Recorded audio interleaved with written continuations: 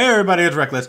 It is June 10th, 2006, and it is also a Friday, which means it is week 92 of Xur. So, Xur is located in the tower by the tower hangar. Let's go see what he has in his shadow shop this week. Whoops. Kind of lost control real quick.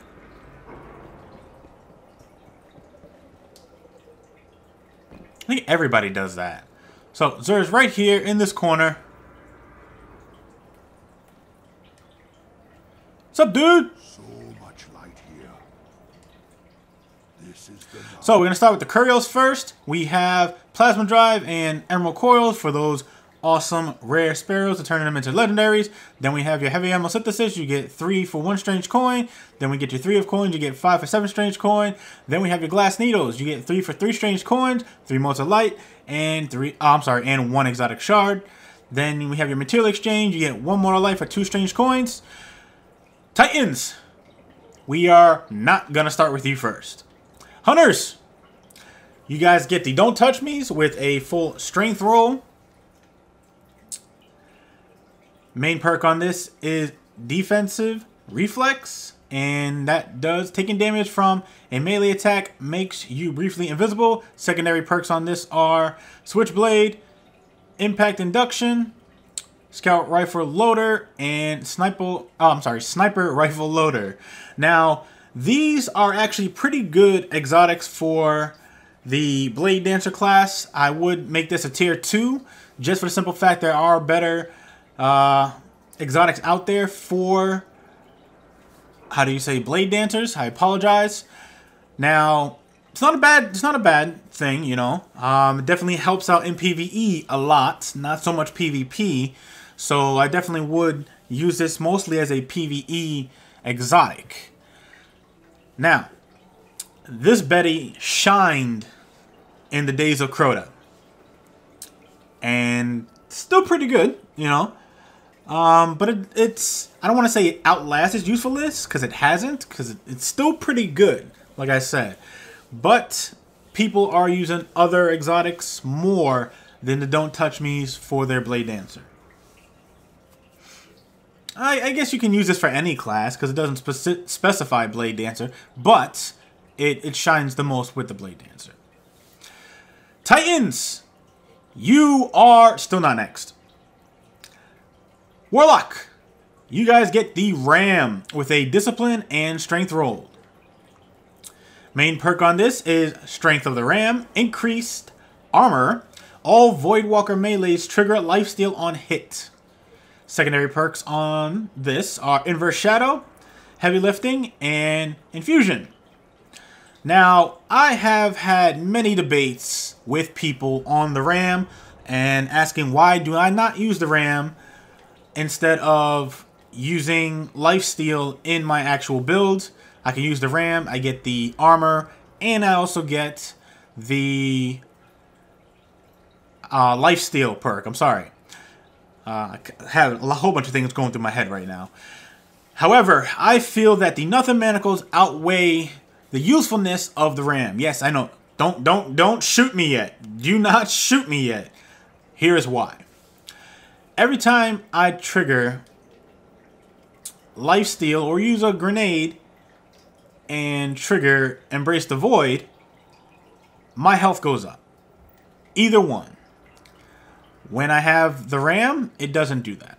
It doesn't do that at all. On top of that, when I actually kill something with the Nothing Manacles on, with my grenade, to be specific, not only will I gain life, not only will I gain my health back, but also that grenade that I just used will be fully recharged. And since Nothing Manacles gives you 2 grenades, I feel that's a lot better. Now, I would consider Nothing Manacles a tier 1, hands down, exotic for the Warlock, and I would consider the Ram a tier 1.5 to 2, specifically since it's only for the Voidwalker Warlock. Well, I guess Nothing Manacles is 2, but Specifically for the Void Walker, this would be a tier 1.5 to tier 2. If I did not have enough manacles, then yes, I would use the Ram.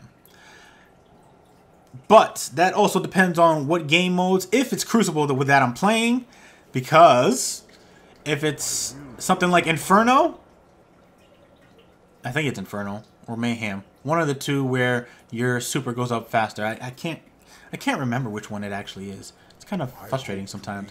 Then I would use the Obsidian Mine. But if it's not those matches, then I would use the Ram, no doubt. Titans, you guys are finally up.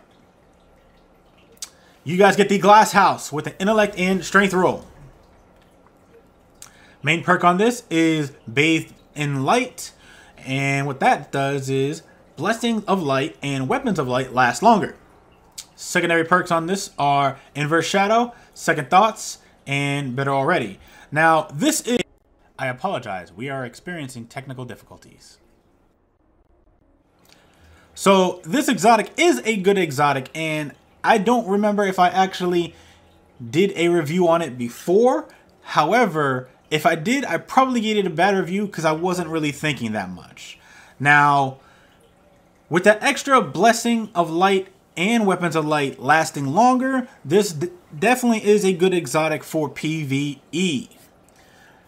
Depending on what you're using for PvP, I guess you can make your bubble last a lot longer, but I would probably consider this maybe a tier 1.5 to 2. Just for the simple fact of the Helm of Saint 14 for the bubble is amazing, and also the Twilight Garrison as well as the Armamentarium is still great exotics for the Defender Titan. But that's just me. Take it with a grain of salt.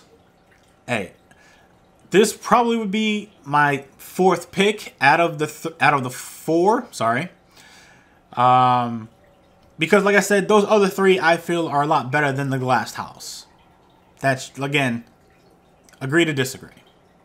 The next exotic on the list is the Red Death.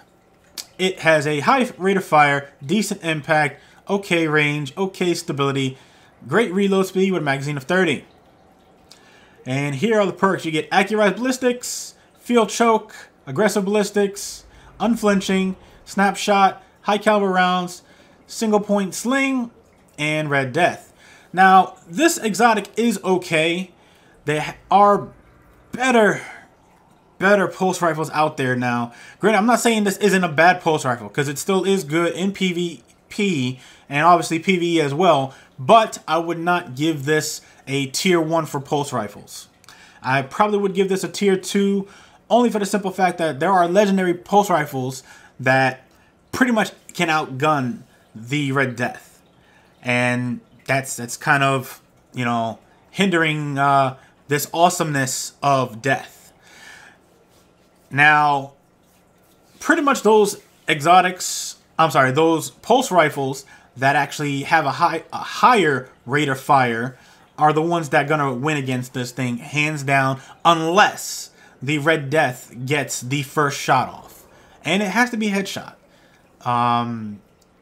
There's really not much to say about the Red Death. It still is a good weapon, and by all means, I would get it.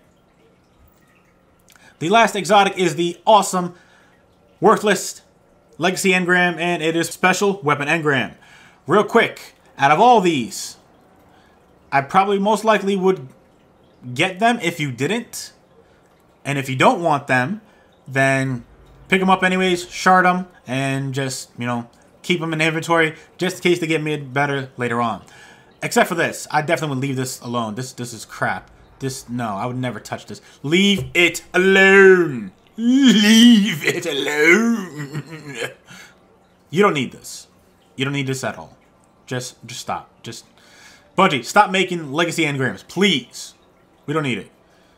Put the year 1 like exotics in like year 1 like raids. Make us do that to get them, because this is ridiculous. 31 strange coins. No, stop it.